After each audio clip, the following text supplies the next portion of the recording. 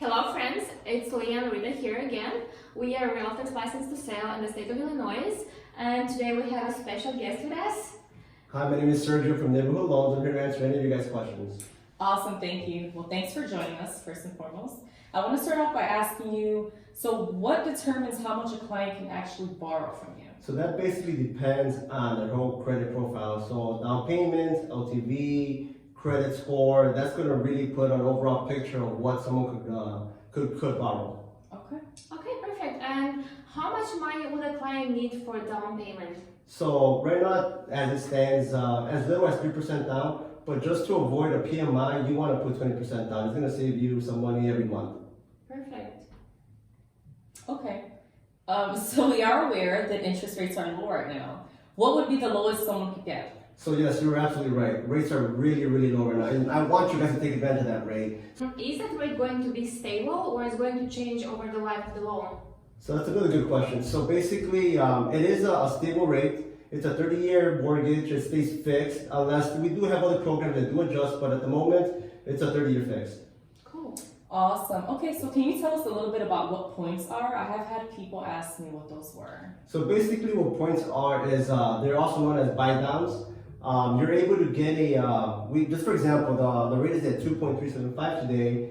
If you want a lower market rate, you're able to pay a percentage with that buy down. I see. Can we know what will be our estimated closing costs? So in an average, you should expect between 2 to 4%, but again, we won't know until you start negotiating on the purchase price. A lot of credits come into play, so that would help you determine what you're going to end up paying. I see. Awesome. Okay, so are there any other fees or costs that anyone should know about? So a lot about, we do have out-of-pocket expenses, which would be your appraisal and a homeowner's inspection, which is recommended. Okay. I see. Can we estimate when the closing is going to be? Typically, you should expect 30 to 45 days, but come with me, you'll be at around 20 to 25 days. I like that. All right, so is there anything that could delay a closing? So that's a really good question. So some things are just out of our control, which would be pest control, would be title problems, would be the appraisal might come lower. That could also delay the loan buying process. Got it.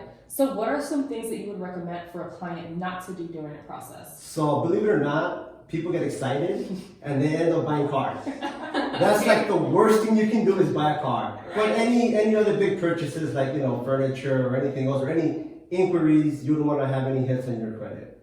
Right, that's right. Okay, and a last question that I have. What documents would the client have to bring in order to start the pre-approval process? So basically what you want to bring would be your bank statements, W-2s, with the full tax returns, because without that, then I can't really determine anything. Okay. And if we need any additional documents, we would ask you. Okay. Awesome. Well, thank you so much for answering these common questions for us, Sergio. Will there be any type of advice that you would like to give our viewers? I would. You come talk to me, you go talk to them, and we'll hook you up. I like that. Okay. Best advice. Thank you, All right, guys. you guys. Well, thank you so much for joining us. If you guys have any other real estate related questions, drop them in our inbox. Until then, we'll see you on our next Quick Tip Tuesday. We'll see you guys. Have a good one.